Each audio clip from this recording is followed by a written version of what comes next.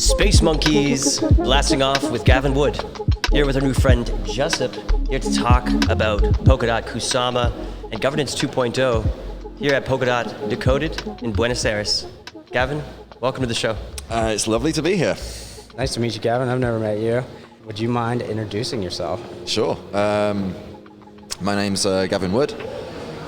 In recent years, I have co-founded the Ethereum project, founded the Polkadot protocol. I've founded a company called Parity Technologies and the Web3 Foundation. And I think I can also add founding the Kusama protocol as well. Yeah. On there too. A bunch of stuff. I kind of like to dive more into like who you are as a person and less technical. I feel like a lot of the interviews, I would assume, are very technical stuff. Yeah. So if you don't mind, I would like to kind of just get to know who you are. What were you as like a child? Were you always very techie, or did you get good grades? I got pretty good grades. I wasn't super great at history or geography. They were definitely my weak points. So I grew up in a small town in the northwest of England. I was born in a city called Lancaster, which is reasonably well known. It's kind of historical. It's got a nice castle, but it wasn't. I didn't actually live there for several years in my childhood. I actually lived sort of outside it. As I say, this like kind of old industrial railway town. It's not a place that I go back to very often, let's say. Lancaster was where I went to secondary school. So I spent, I actually kind of moved there full time when I got to 17, just for a year before I went off to university. As a kid, I was, I was pretty into Lego when I was like 6, 7 years old. Sort of friends showed me their computer when I was, I don't know, maybe 7 or 8. And, I kind of fell in love with this kind of machine that you could kind of program. Yeah. Of course, I came from a pretty poor family. Like, we couldn't really afford a computer back then. It's like the mid-'80s. But eventually, a guy across the road was nice enough to sell my mum like his old computer. It's just like Texas Instruments TI-99/4A. It was it's like it wasn't a popular machine. They were good marketing then, huh? It was basically as powerful as like one of these old calculators, but it was programmable. And this was there were 3 games that sort of came with it, and I got bored of all of them pretty quickly. Yeah. But it had like the basic programming language on it, so I could kind of enter programs from like a manual, and then eventually I just started coding my own stuff. As time went on, I kind of upgraded. I got like a Sinclair Spectrum. This was like this is more popular. This was pretty popular in the 80s. And then I got a Commodore Amiga 500, and eventually I made my way to a PC, and yeah. But like, yeah, as a kid, I was always into like building stuff, designing stuff, like constructing stuff, whether it was like Lego or video games, like computer programs. What did other kids think about you working on computers all day? I got a bit teased for like, particularly in secondary school, I was a bit of a computer geek, but it was kind of before geek became chic, and it was just like wasn't super cool. But like, thankfully, it was. I went to a pretty good school, so it wasn't. It wasn't a big deal. Like, there were a lot of geeks at my school, and I was definitely one of the more cool. I heard you also snowboard. Yeah. I picked this up when I was living in Norway. I kind of I spent like 6 months in Norway back when I was just I don't know, like kind of finishing up with university. It was there wasn't much to do. I mean, winter in northern Norway is pretty dark, cold, very expensive place. And I didn't have that much money back then. I kind of done a job for a month or two. I got a bit of cash together, and I was just basically kind of freewheeling, doing some of my own stuff. I had a sort of the idea of making a new computer language in order to make this like video game that I wanted to create. Yeah, I mean, the rabbit hole of like, yeah, I want to make a project. Oh, in order to do this, I need to make a new computer language. All right, in order to do this, I need to make a new like editing program. Like the rabbit hole went pretty deep. I never got around to the video game, put it that way. So you're traveling loads these days, right? Like I think you were just in Toronto, my hometown, at Collision. You hit up New York in between. I think you're jet setting off to Berlin next? Or? Via New York, then London, then Cambridge. Then Berlin, then actually off to Asia for the Korea, the Seoul Blockchain Week. Whoa. Right. Amazing. So, I travel a fair amount. So what do you think about Argentina, Buenos Aires so far?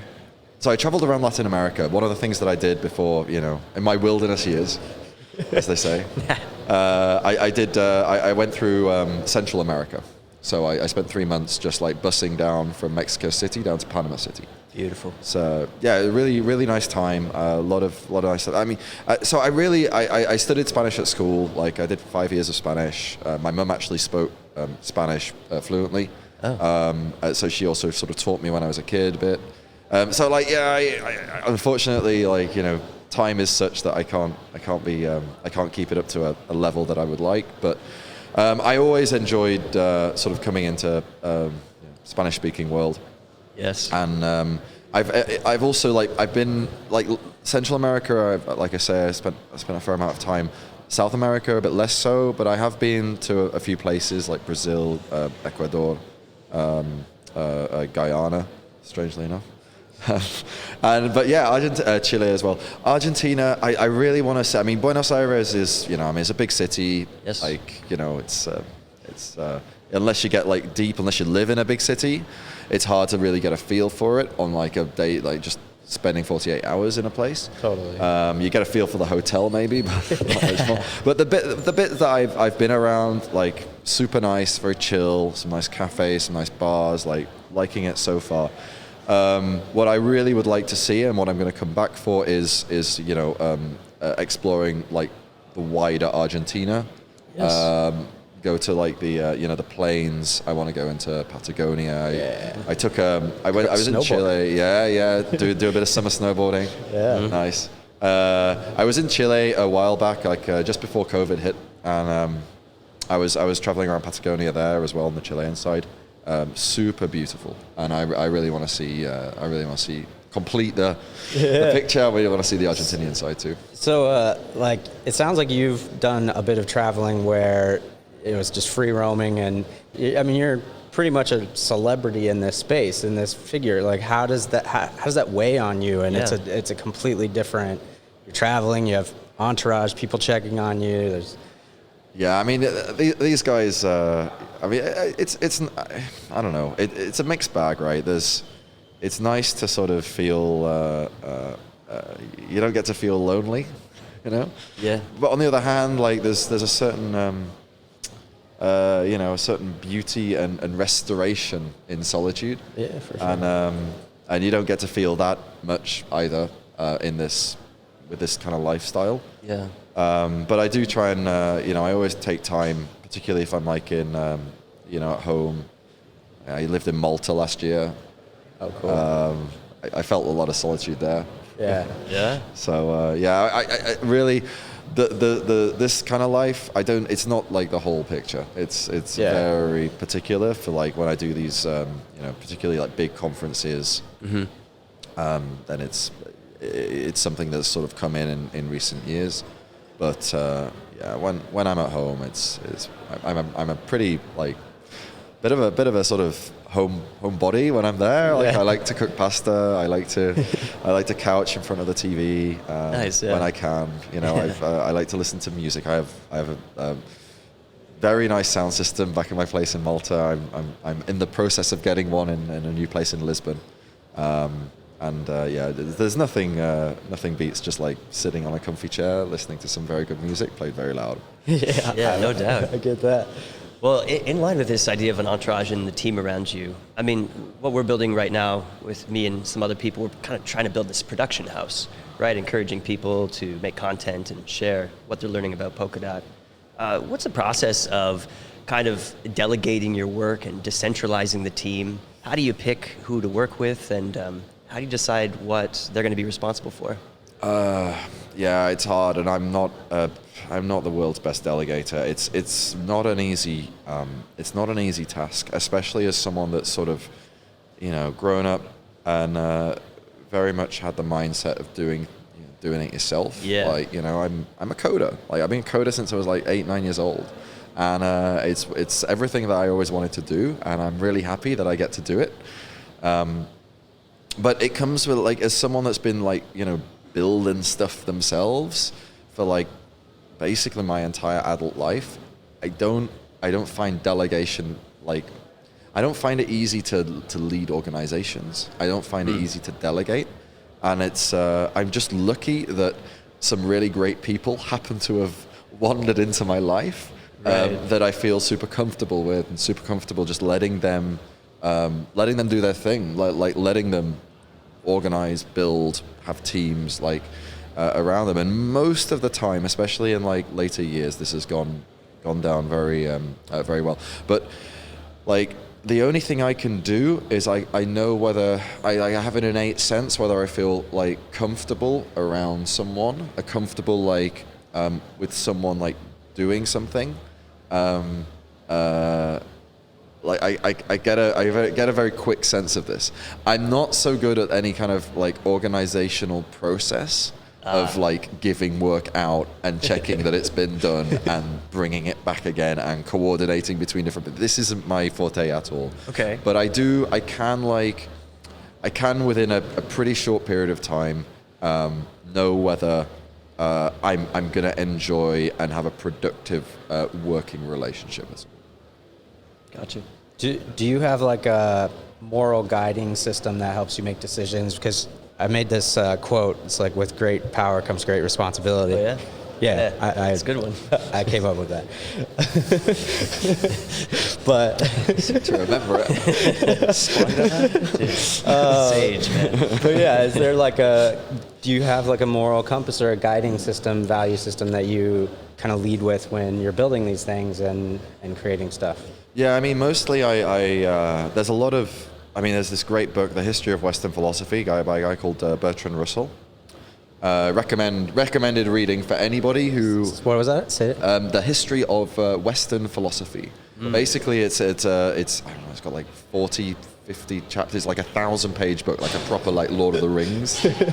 And it's got a chapter for every major philosopher in the last 2,000, 3,000 years in the West. So it doesn't go into like Eastern philosophy, but like, all the way through like ancient Greece to like modern day, it tracks all of the philosophical like disciplines, thoughts, schools, and explains them and they're particularly in their historical context.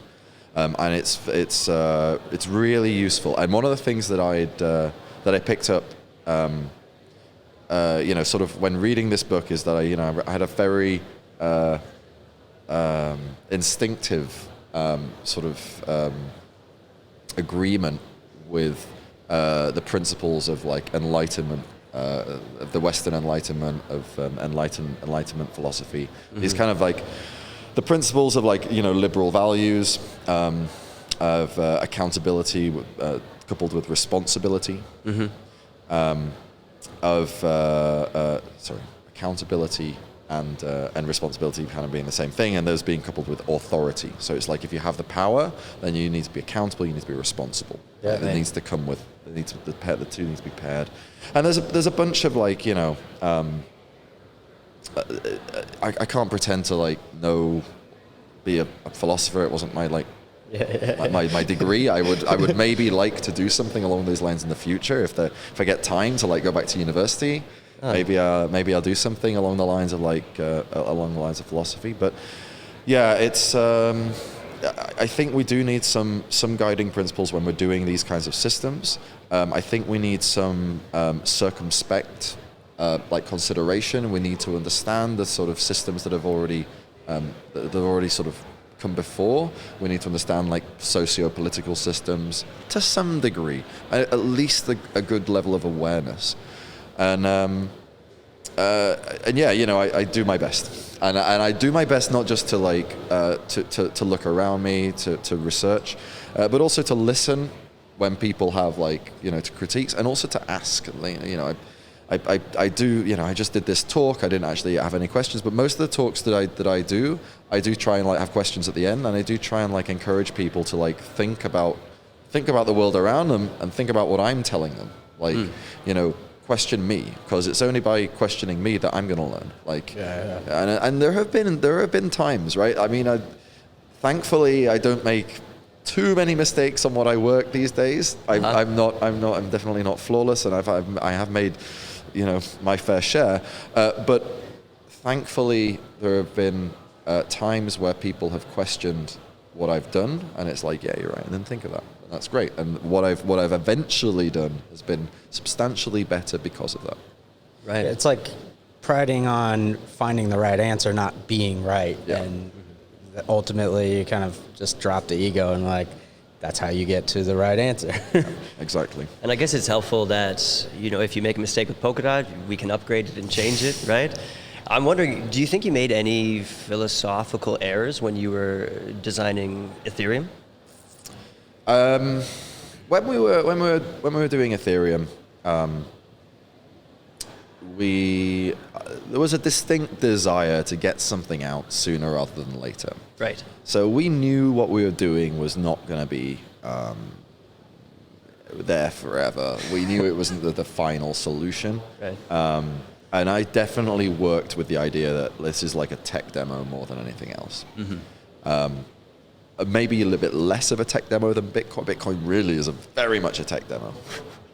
But I mean, it's kind of outgrown. I don't know. Bitcoin, it hasn't really changed. Like, it's got a lot more social backing now. But the technology is still like what it always was. Like, there isn't much new to Bitcoin. When we look at like the amount of innovation that's happened in the space, much that's new to Bitcoin, which is part of its philosophy, perhaps. I don't know.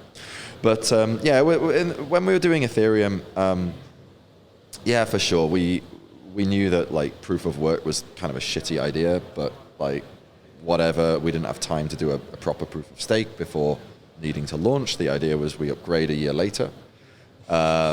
We didn't really have too much thought about governance. I actually got this question. One of the first questions that I was asked, and one of the first questions that I didn't have an answer for, and I was a little bit like, how dare you ask me a question I don't have an answer for at the time? But you know what? It was a good question. And the question was very simple. How are you going to upgrade Ethereum? And this is this was like back in February, I think March 2014. So it's before we had a working test net. It was before this crowd sale. It was certainly way before launch. And it was like, well, people will just run a new version of Ethereum. And it's like, yeah, but how are they going to coordinate? It's like, they just coordinate amongst that. I didn't have a good answer. Like, right. And at the time, it was like, well, maybe I don't need a good answer because this isn't the problem we're trying to solve right now. We're trying to get a smart contract platform out. Yeah. In the first place, we can make it upgradable in the second place, maybe. But it was a worthy question, and it's worth actually having an answer for. And I think the lack of an answer and the lack really of any future plan to make an answer was, I think, in some sense, philosophically wrong attitude. Right. I think upgradability, adaptability, evolvability, and because of it, governance is not something that you can retrofit very easily.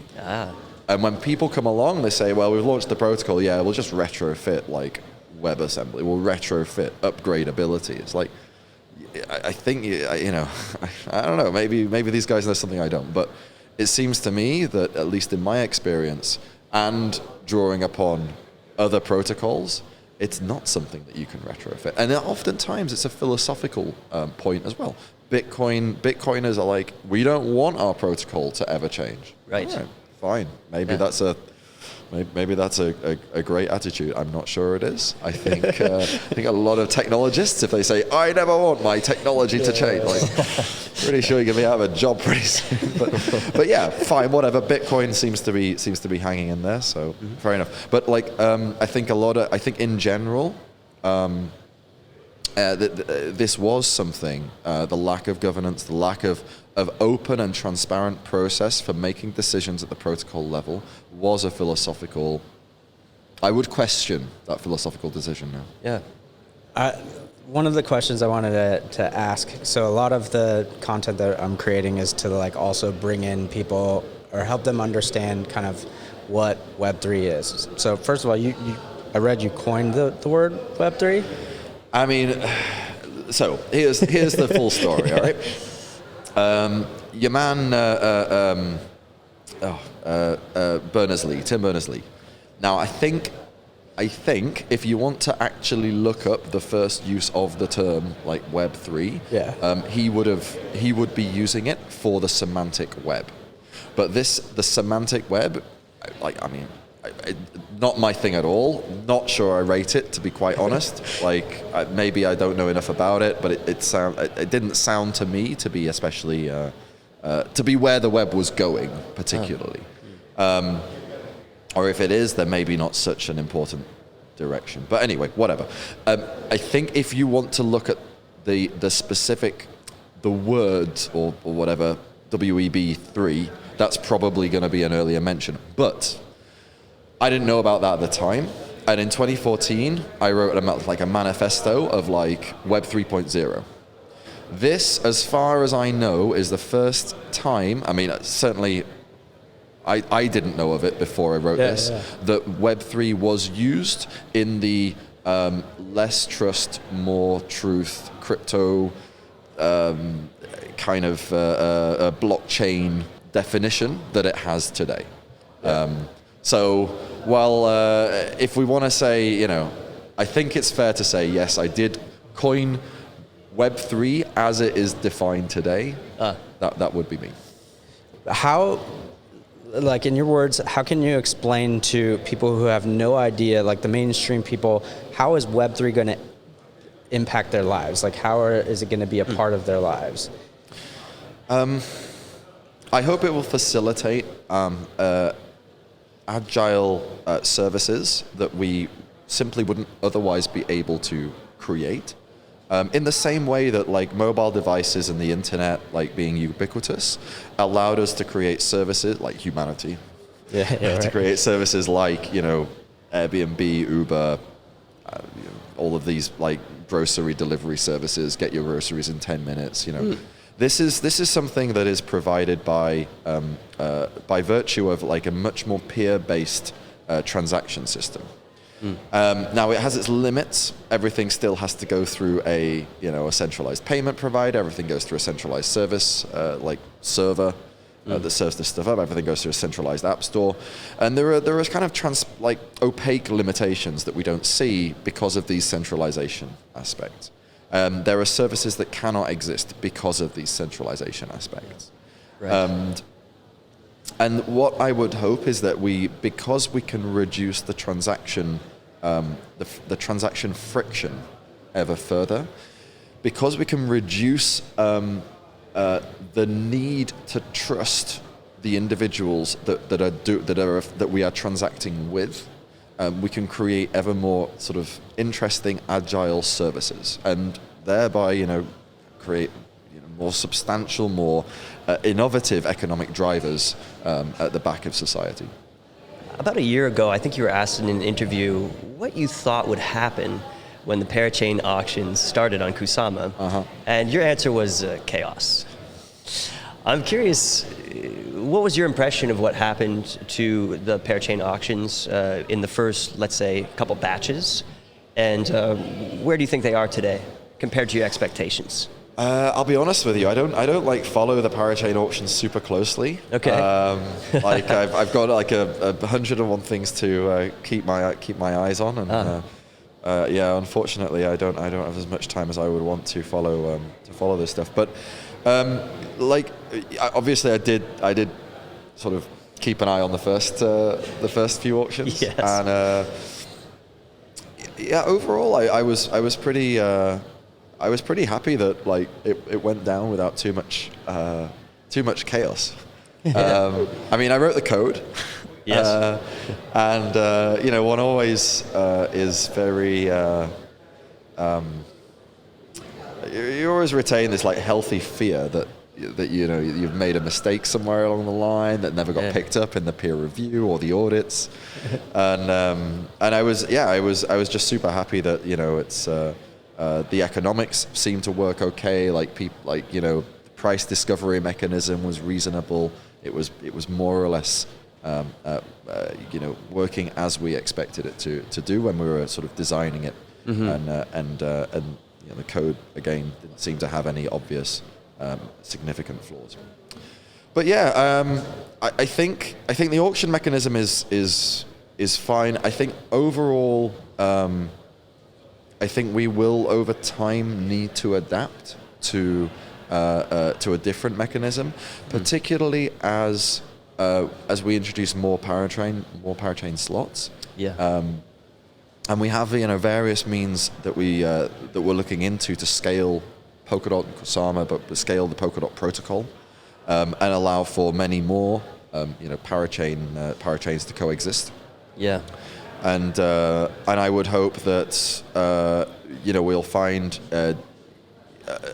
different kind of mechanisms beyond, you know, auctions are pretty good, but different mechanisms, maybe fixed price slots, maybe longer term slots, maybe mechanisms whereby the term of a slot can be is in and of itself something that you bid on. So you maybe say, right, I want to bid 10 years, but I'll pay a bit more in order to keep the slot going. Oh. Like, so I bid, you know, maybe you bid for like, you know, because we often have teams that are like, well, you know, I can only bid 2 years at a time. What happens in 2 years? Maybe I can't afford to keep the slot. Yeah. Well, you know, we would hope that there's going to be a lot more slots in 2 years' time. But overall, I think I would hope that we can move to like more innovative models, maybe first refusal for like certain like fixed price first refusal. So it's like, you know, in 2 years' time, if you want to keep the slot, this is the price that you will be able to keep it for, and you can get to know this ahead of time. Sure. This kind of thing. Yeah. But I think it's something that we as a community, as like Parachain community, need to like get together.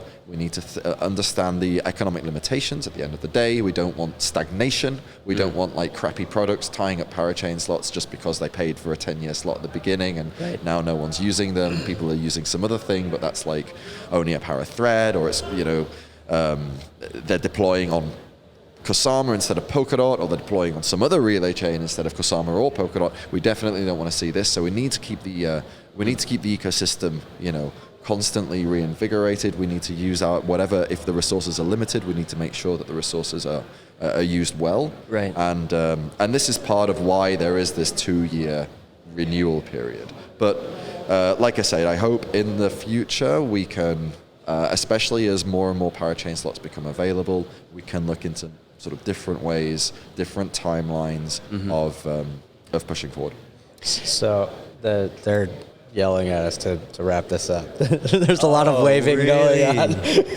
Brutal.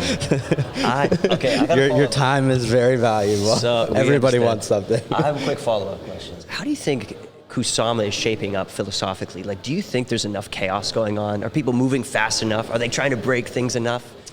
What do you think about that? In short, I would say no. I do not think it is being. I think there's plenty more experimentation it can do, and I do hope in my limited capacity to influence. Where the network goes, I hope to really advocate for more experimentation. One of the things that has happened, and it wasn't something that I foresaw, and it's not something that I necessarily think is a good idea, is that teams oftentimes launch 2 networks. They launched their Parachain on Polkadot and a Parachain on Kusama. Yes.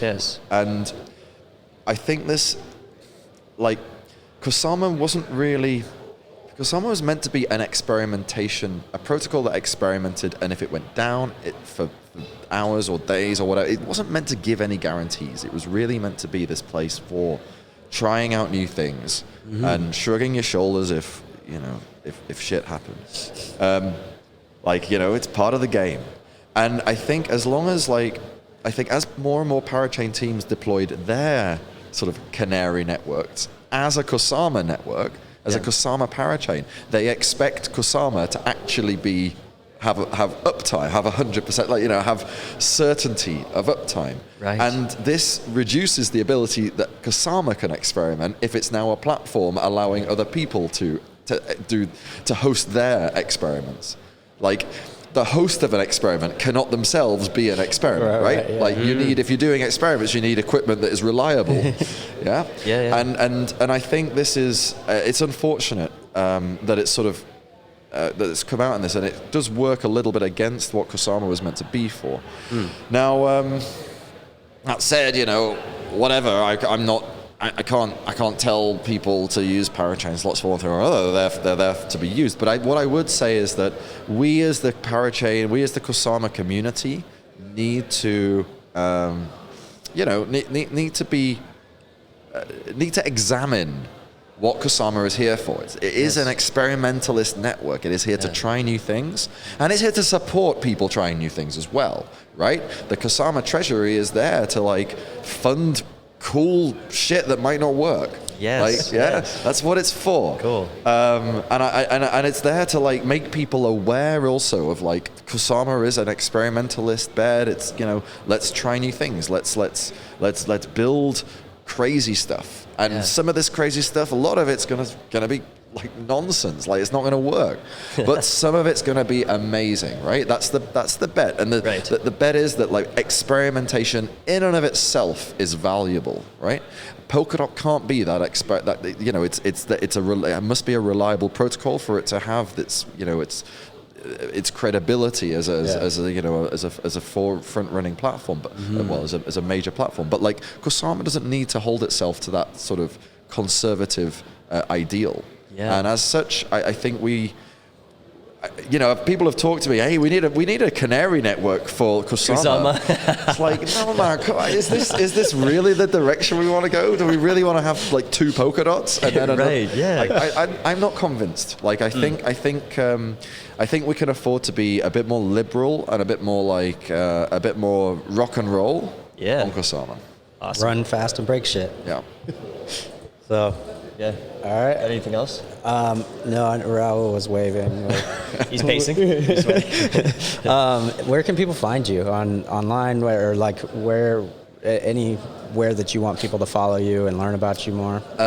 Twitter, Gav of York. That's my handle since I was a student at York. And I'm in the Polkadot water cooler. So that's where if there's a general chat room that I hang out, that's where I hang out. Discord. You can get it on Discord. It's on Element as well. I use the Element one, but there's a bridge there, so it's kind of the same thing. Some of the governance chat rooms I chime in. Those are the main things. I want to open this up a bit more. I think Parity's forums are going to start to be more public. Be more public. Yeah. So people we can sort of chat about Polkadot technology, substrate technology. More in a more community-oriented fashion rather than having this weird barrier between Parity.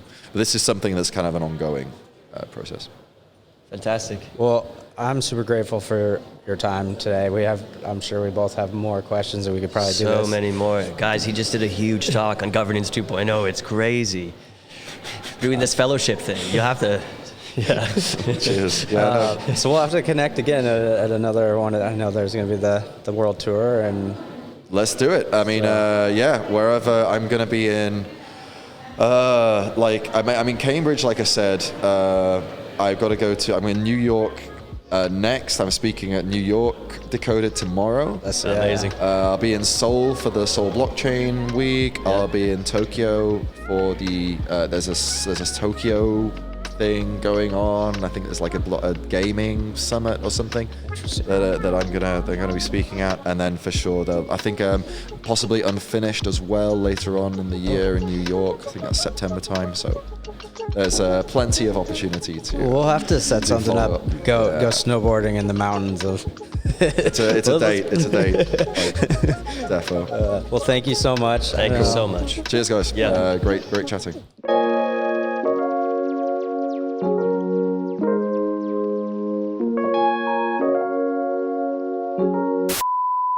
Awesome. Good. Man, thank Yes. you. What's next? Yes, man. You did fantastic. I wish we could talk more, but Yeah, soon. there was some really good stuff to chat about there. I think, some of these questions you could spend an hour on. Well, that's it, yeah. Like Parachain, auction stuff, Dude. philosophy of decentralized systems.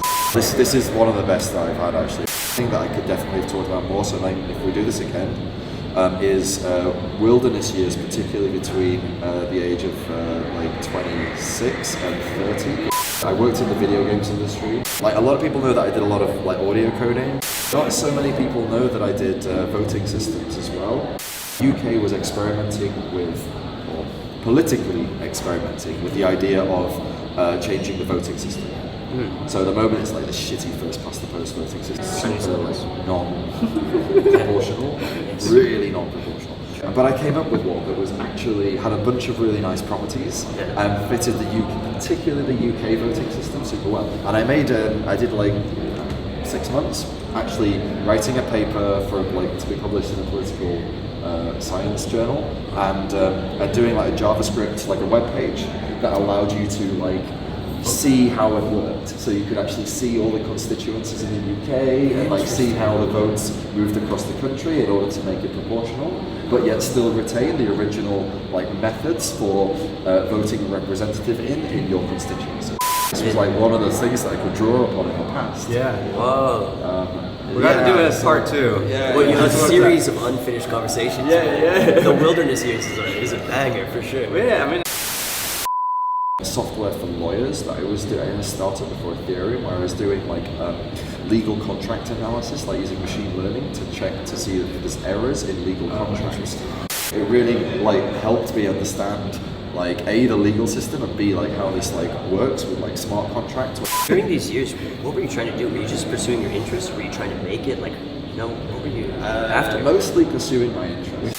I did a strategy board game, like me and a friend. Oh yeah. Like I designed a strategy board game. He basically helped manufacture it. Yeah. And again, like if you design a strategy board game, like you need to understand game theory. Like otherwise, it's a shitty game. Yeah. And I got a pretty good review in like a German strategy board game magazine. Like I still have a few copies for And we have to port this to Remark, man. This sounds good. Yeah. If you wanted to do like a podcast on like all of my various like influencing factors, then I think. Where are you guys going now? Are we gonna like cross paths? Training for a 100-mile race. So. No, on foot? Yes. Like running or? Yeah. Thank you, sir. It's good. Yes, thanks.